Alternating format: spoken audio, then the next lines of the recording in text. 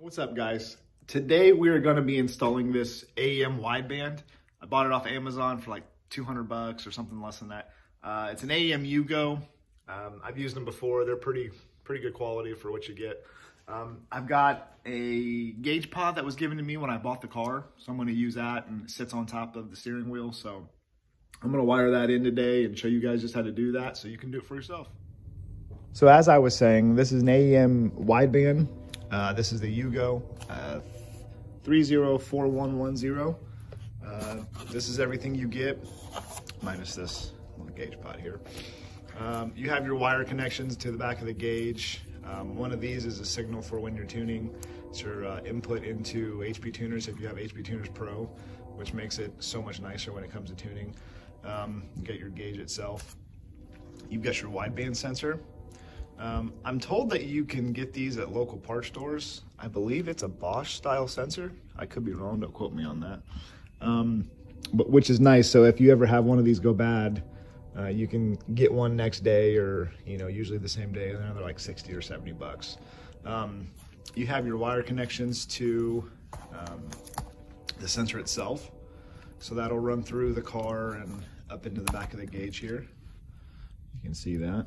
And then it comes with an alternative face for the gauge if you want to put a white faceplate on there. I think I'm going to keep it black. I kind of like that look. Also comes with a few crimp connections. I'm not a big fan of crimp connections just because I don't think that they hold as well. So I'll probably solder those. It comes with a little sticker. And this is a weld-on O2 bung. Now, if you have a downpipe that only has a single spot for a sensor, your primary O2 sensor, which you do need for the PCM, and you don't have a second one, you can take your downpipe off and have this welded in. But what I'm going to do, since I still have the stock downpipe, I'm going to remove the secondary O2 sensor, which is post-cat, and I'm just going to screw it in there. I talked to my tuner. He said that's not really an issue. I don't really want to go catless right now.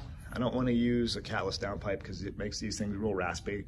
So what I might do, if I do have issues with excessive back pressure or anything like that, I might just gut the cat just to save some money for now and decide what I want to do later. But as it is, I'm going to leave the stock cat intact and kind of see where my boost levels are at and see how far we can push the tune. So I did talk to my tuner. I sent him a stock tune file, and he has got back to me and with adjustments made. I also have this blower case that's going to be going on the car. As you can see, it's got the Category 5 signature port.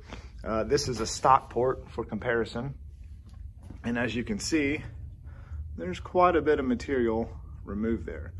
This will now house a LS4 throttle body, and you won't have to worry about running a spacer or anything like that so it doesn't touch when it opens. Because if you don't run a spacer or don't get it ported, you can't run an LS4 on these blowers because the throttle blade will hit this little lip in here.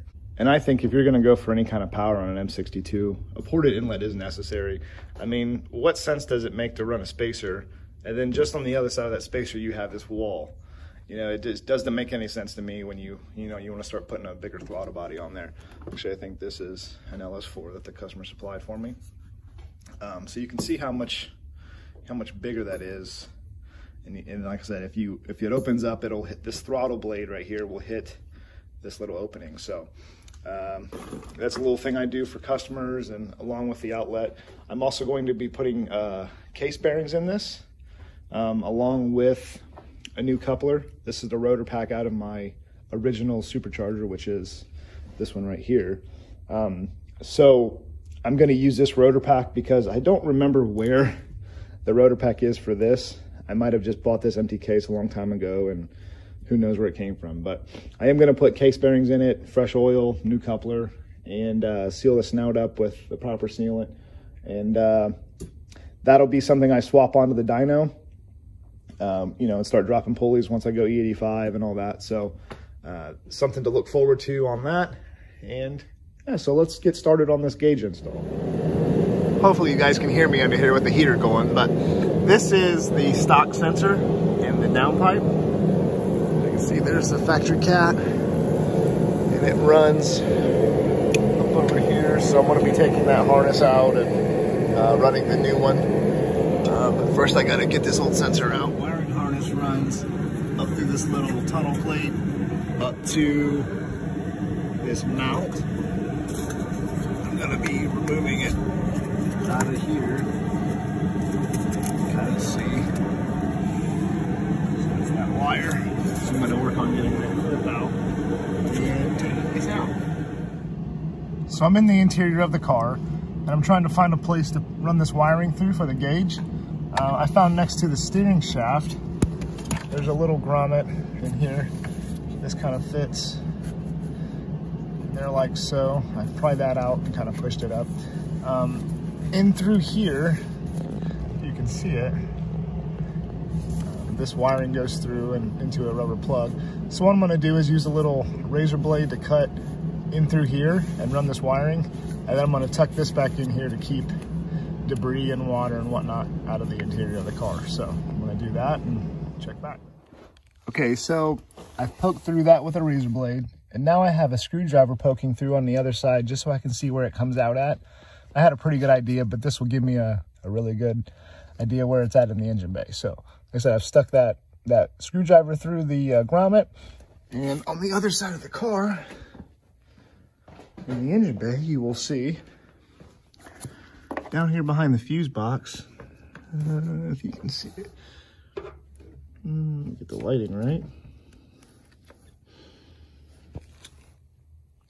Right there, you can see the screwdriver poking through. So I'm gonna run the small end of the wiring through there. That way I don't make that hole any bigger than it needs to be. Then I'm gonna route this wiring up for the gauge and zip tie it up. Okay, so I have the wiring for the wideband ran. I have it kind of wrapped around the power steering motor and zip tied up to the factory harness. I made sure that it's not in the way of the clutch pedal or anything like that. Pokes through that grommet real nicely, and I have it zip tied so I don't have to worry about it coming loose and getting in the steering shaft or anything like that. And then I have these little cubbies and whatnot taken out so I can kind of help myself fish these wires through.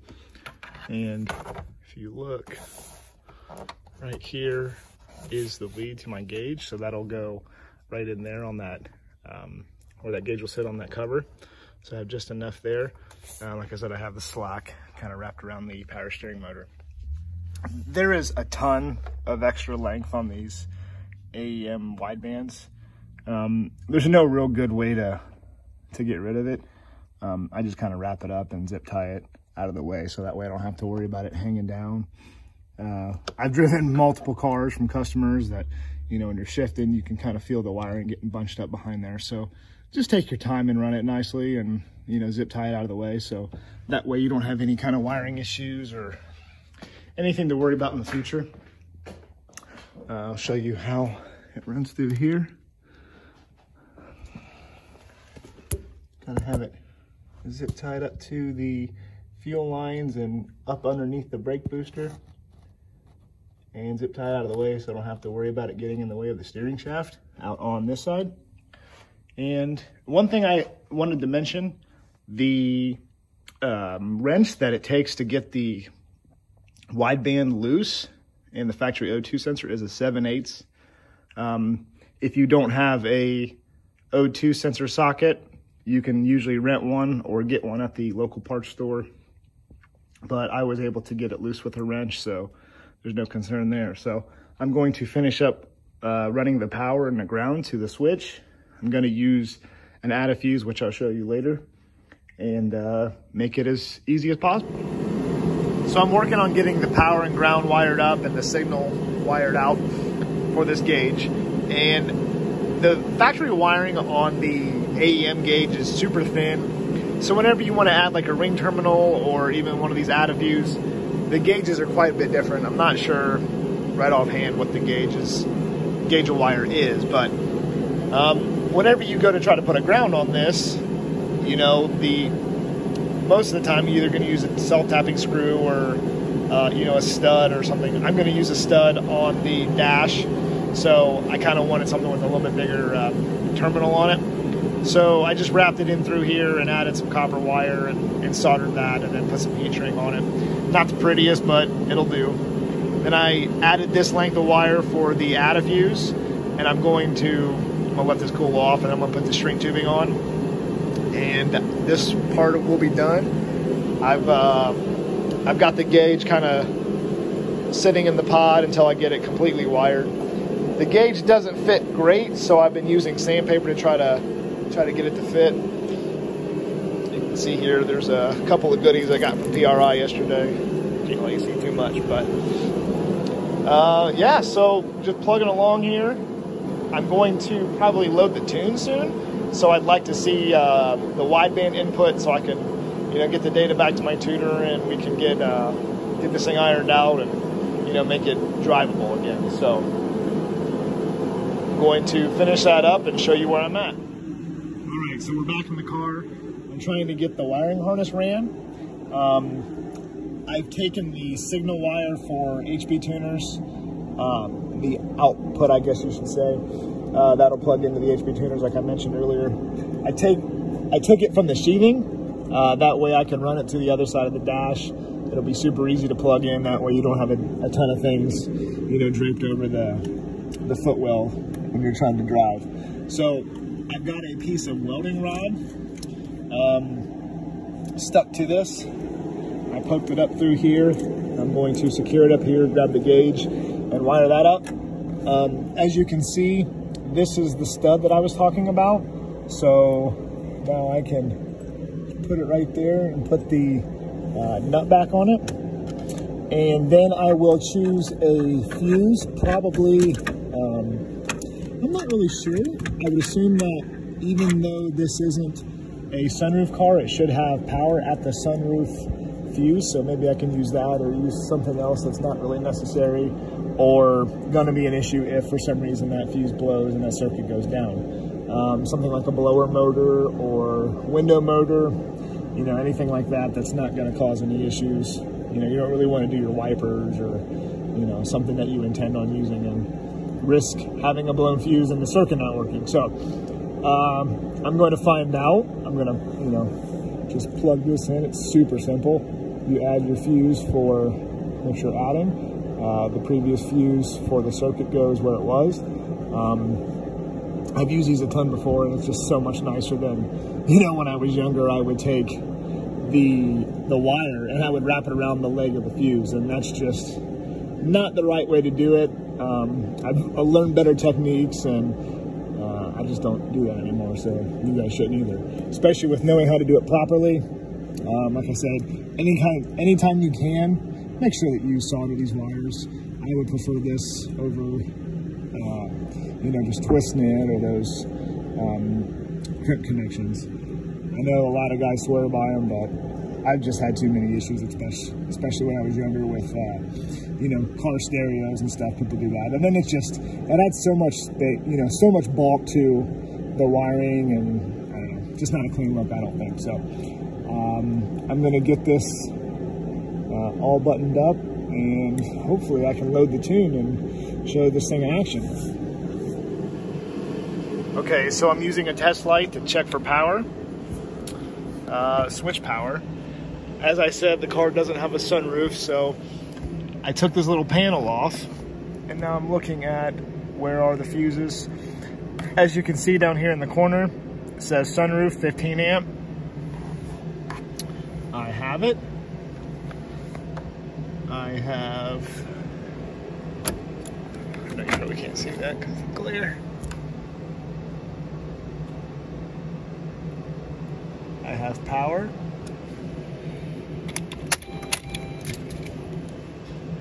And now I don't. Just check one more time.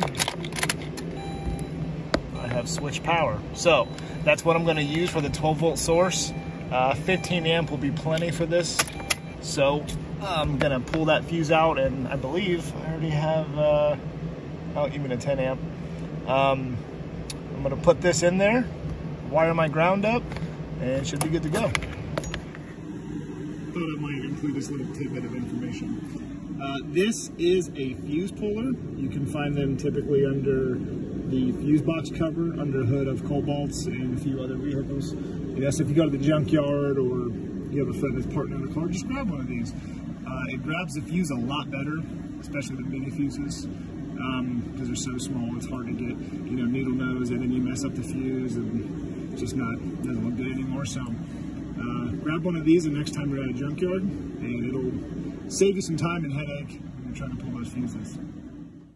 So my last video got cut a little short, so I think I'm reaching the limit of space on my phone. So I'll run this back real quick.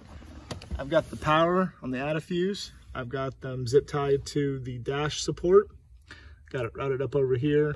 I ran the signal wire across the dash over here. You can see that. I've got it pulled out of the sheathing, so it runs separately on that side. I added a terminal end and soldered to the signal wire for HP Tuner, so when I put it in the analog input, it'll show up, and I won't have to worry about twisting the wires together, kind of diagnosing why a wideband doesn't read on HP Tuner. So I fought with that before, and I don't care to do it again, so I decided to take a little bit extra step and do that. I've swapped out the black gauge face for a white one. I forgot how much better they look that way. My last car didn't have that gauge set up, so I ran the black one.